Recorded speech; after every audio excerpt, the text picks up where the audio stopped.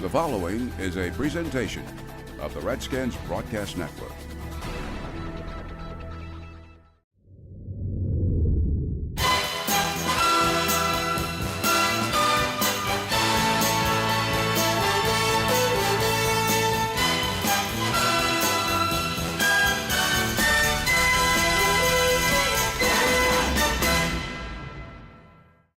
Welcome to Redskins Chronicles. I'm Larry Michael at Redskins Park. Each week, Redskins Chronicles takes an in-depth look at a piece of this team's storied legacy, and today we sit down with one of the 80 greatest Redskins, former Redskin punter Mike Bragg. Before we do, the Redskins have a bye week this week. No football for the Skins. They're 1-3 coming off a win in Oakland last Sunday, and up next after the bye, a trip to Dallas to take on the Cowboys. The win over the Raiders was a big one, 24-14. 7 sacks and a big forced turnover helped the Redskins defense get it done. On offense, Robert Griffin III, error-free, very solid as the Redskins get that elusive first win of the year. To the highlights brought to you by Ameritel. Flynn with the snap, looking, gets hit. He's going to get sacked. And it's Brian Orakpo. Rack gets the sack, his second of the year. Savraka from his own end zone, and it's blocked. It's in the end zone. Raider touchdown. Flynn takes the snap, looking, fires over the middle. It is caught. It's a touchdown. And the Raiders extend the lead. Third and goal at the Raiders 18 from the shotgun. RG3 takes. It's a dump off over the middle to Garcon inside the 15 to the 10. Running to the right, inside the 5 to the pylon. Almost got in. What a run. Redskins looking to get on the board. The kick is up, and it's good. Got time, it runs out of time, and it's picked off by the Redskins. It is David Emerson all the way in for a touchdown! They bring 5. Flynn back to pass, drilled by Ryan Kerrigan. Coming clean, his 4th sack of the year. Morris alone behind RG3. Alfred gets the call. Stretch play to the right, looking for a cutback lane. Inside the 5, driving down to the 3-yard line. Robert takes, going inside, it's a touchdown! Touchdown Redskins! Pierre Garcon, and the Redskins take the lead. Got time, hit from behind, he fumbles. The ball is loose, Barry Cofield gets it. Kerrigan forces the fumble, and Barry Cofield recovers. 7th sack of the game for the Redskins. First and 10 at the 42, play action, he wheels. Roberts got time, pumps, under heat, spins away from one man, throws it off to the right, it is caught. Roy Halou at the 25-20, leapfrogs the defender down to the 14-yard line. Robert gives it straight to Halou, threw all up the middle inside the 10 to the 5, still on his feet, touchdown! Touchdown Roy Halou, touchdown Redskins! 0 on the clock, game over, Redskins win their first of the year. Final score, Washington 24 and Oakland 14. That's how it went last Sunday in Oakland as the Redskins were victorious, and after the game in the locker room, we spoke to Robert, and he talked about how big a win this was. How does this one feel for you? Feels good. You know, we had to get a win before the bye, and we had to find a way to do it. And defense played great today. Offense, we played great when we had to, and put points on the board. So it was a good overall team win. I think everybody's excited. We can have a good flight back home and at least enjoy our bye week, knowing that we have to make the most of our situation, being at 1-3, come back and get on a winning streak. Are you feeling more comfortable each week?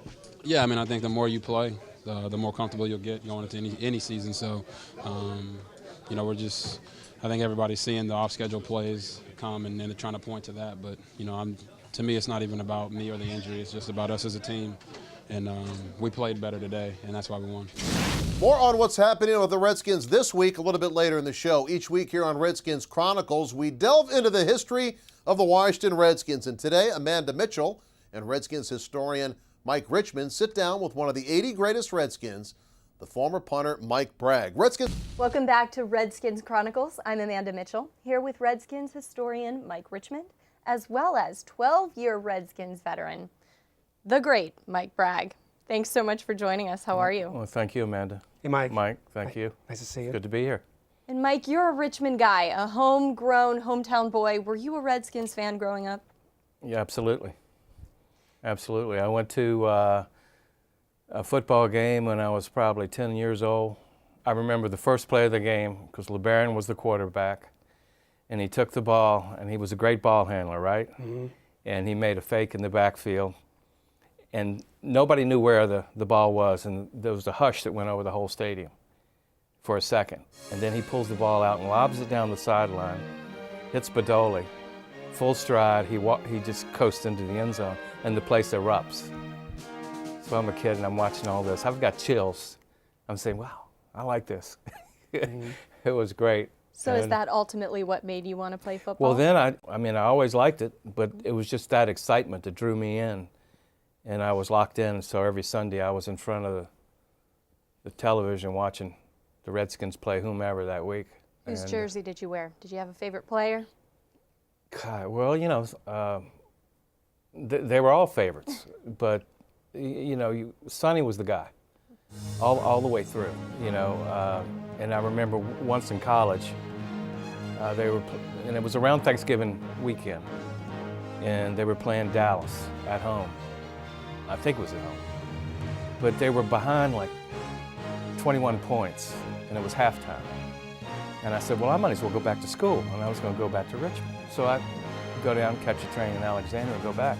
And I get back and on campus, and everybody's saying, did you see that?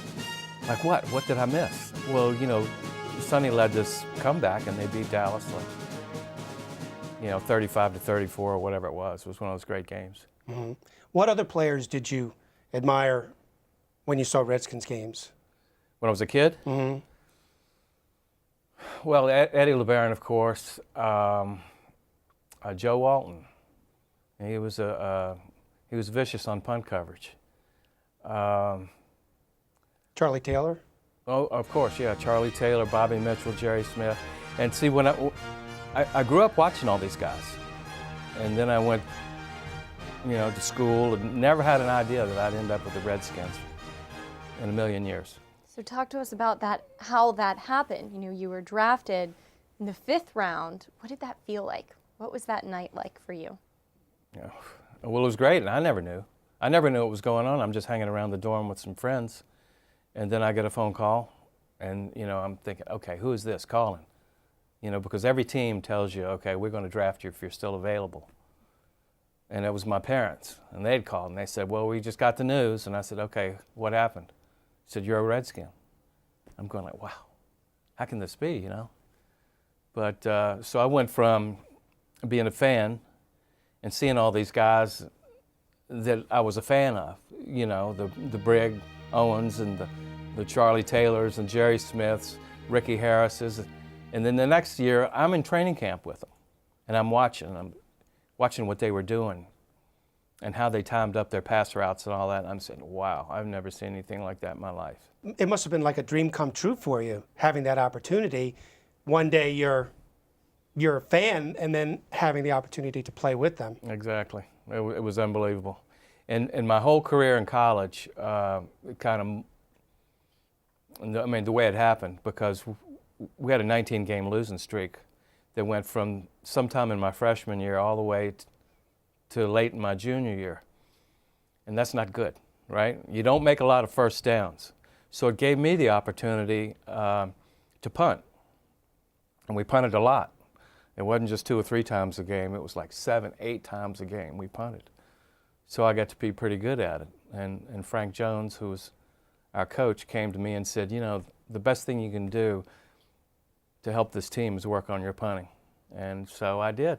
And we're just 100 miles away down in Richmond, and I ended up here. Is it true that you still hold a record at Richmond?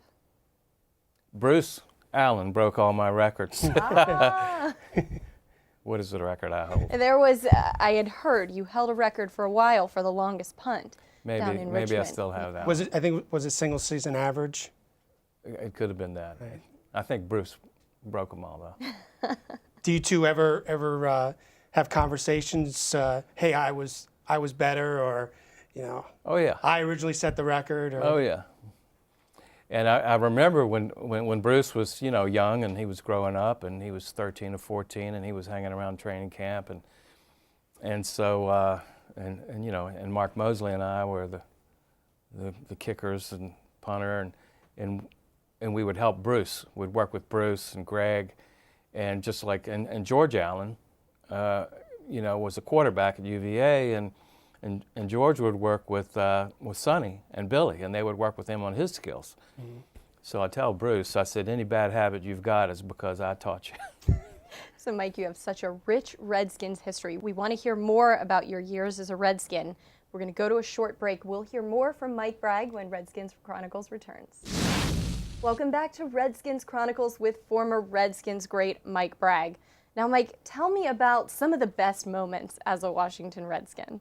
Well, the one moment that stands out in my mind, of course, and you'll hear this from a lot of the guys in my era, and that was the championship game. I knew you were going to say that. Yeah. New Year's Eve, 1972, and it was just, there was so much electricity in RFK Stadium.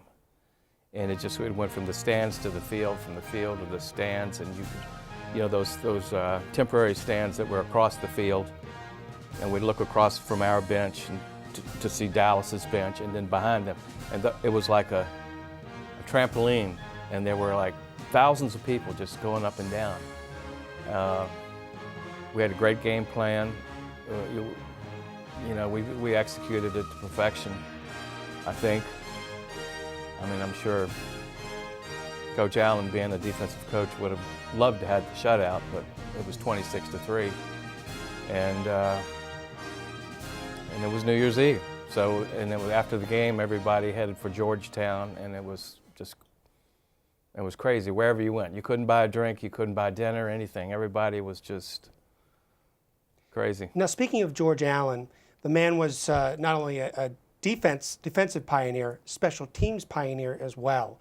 So tell us what it was like to play for a man that put so much emphasis on special teams.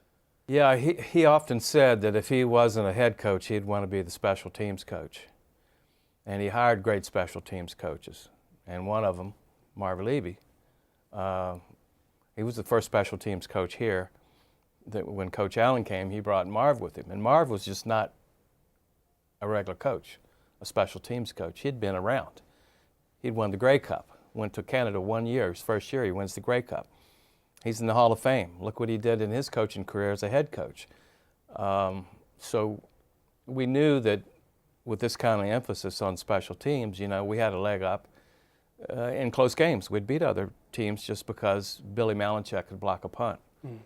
Or, you know, somebody, Speedy Duncan or Eddie Brown would return a punt for a touchdown. And we'd give them the short field. You know, we'd give our offense the short field. You had a lot of strategy as a punter. Talk to me about things like the coffin corner and, you know, your hang time, things that you discussed early in the game that a lot of players may not have. We worked on it. We practiced it, you know, day in and day out. And we'd see things on the film, and we would get certain guys and work on technique. And whether it was, like I said, you know, Billy Malinchak blocking a punt or some other things that, you know, we tried to do. And also, not only with the coffin corner kicks, but you were great at pooch kicks. When the goalposts were on the goal line for your first 6 seasons, you were phenomenal at placing the ball inside the 5-yard line around the center of the field. Well, again, we worked on it. I worked on it. When I was in college, if I punted the ball straight in the end zone, I could see the coach coming down the sideline to talk to me. You know, why did you kick it? Why didn't you angle it? And so I learned it, and then I practiced it. So I would aim right at the flag, and my favorite side was to go to the left. And you know, if I could just catch the ball and look up and see the flag, pick it up, and I'd aim the ball right at it, and I'd walk down that line and try to hit it right at the flag. Who among your contemporaries did you admire in your day? Was Ray Guy? Of course. Yeah, Ray Guy was amazing. If he punted 5 times, 6 times a game, one of them he was going to just nail. He was going to hit it perfectly, and it was going to be a 60-yard punt. So, Mike, you have a lot of Redskins memories. You punted nearly 900 times for the team. Is there a standout year? You talked to me about your most memorable game, but was there an entire year that was your favorite? Well, all the years when Coach Allen was here. He was here 7 years, and 5 out of the 7 we went to the playoffs. And special teams was an emphasis. And everybody associated with the special teams loved that because, you know, these were guys that maybe could have been a starter someplace else on another team, but, you know, they stayed here. And there were guys that we let go because they didn't want to play special teams. And they went on and they were all pro at other places. Like John Matuzak, remember that name. But I think maybe my best year was 74, 75, right in the middle. And it was just fun times. We have some highlights from both 74 and 75, so let's take a look at those now. Against the Denver Broncos on Monday night, Washington sought to accomplish by strategy what they had not achieved by force.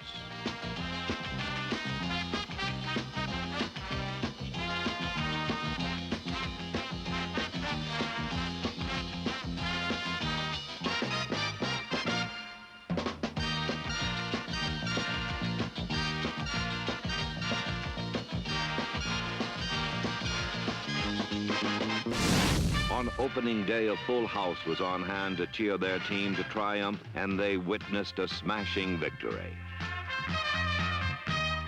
Defensively, the Redskins intimidated the Saints and turned around 6 points of their own.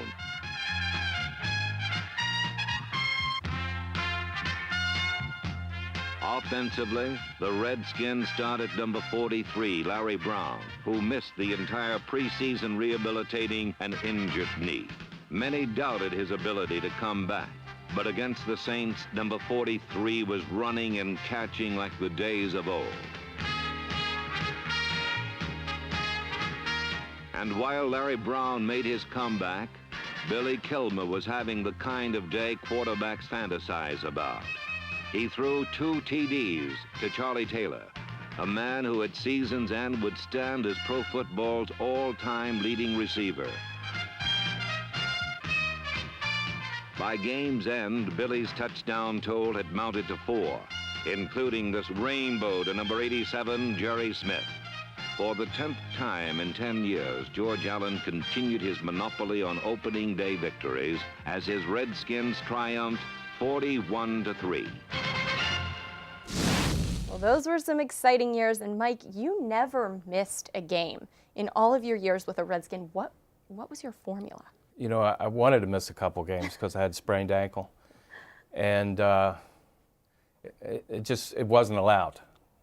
And I remember getting shots before a game and all that. And I remember I didn't want to punt in this one game. It was the last preseason game because I'd sprained my ankle and playing the Eagles here. And I got in the way of somebody, and they rolled up on the back of my leg. And Marv Levy was a special teams coach, and he'd come to me every day and say, "How's your ankle?" And I'd say, "Well, it's terrible. I don't think I'm going to be able to be ready for Friday night." And he'd come back, and pretty soon in the middle of the week, Marv says, "Mike, if your coach wants to know if you're not going to be able to play, because if you're not going to be able to play, he's going to bring another punter in here." And I said, "That's it. I can play. I'm well." Well, you're a tough guy, Mike, and we really appreciate you joining us today. We'll take a look at what the Redskins have going on this week when Redskins Chronicles return. Hey, Redskins fans, you're invited to join Innova Blood Donor Services at FedEx Field on October 12th in support of breast cancer awareness. If you participate, you get a free T-shirt, you meet the cheerleaders and alumni, and a chance to win tickets to a future Redskins game, but an appointment is required. 1-866-BLOOD-SAVES. That's 1-866-256-6372. Or visit innova.org/donateblood. We look forward to seeing you there. Welcome back to Redskins Chronicles. I'm Larry Michael at Redskins Park. The team with a bye week this week and a few things to consider. While the Redskins are 1-3, trailing the Dallas Cowboys by just 1 game in the NFC East, their next game is against the Dallas Cowboys. Dallas with a date with Denver this coming Sunday. Also, the Redskins will get 2 players back. Reinstated will be Jarvis Jenkins and Rob Jackson, and we'll keep an eye on some injured Redskins, including the running back Alfred Morris, as the Skins get back to work next week. It's good to see the team get back in the win column in the win over Oakland. Here's what Mike Shanahan had to say at Redskins Park after the team returned. I've seen things happen throughout the National Football League that, hey, you just got to focus on the job at hand. And once you get too carried away, to me, that's when a team goes one way or the other. You have to know what gives you a chance to win, and that's doing the little things the right way. And sometimes if you don't do all the little things the right way, you lose a game and all of a sudden the sky's falling. The sky's not falling. You got to go back and do the little things the right way. And if you got that mindset and your players believe in the work, then you got a chance to overcome anything. And even though we won the football game, we know we didn't play one of our better games, especially offensively. And when that happens, then you got a football team that has a chance to get better.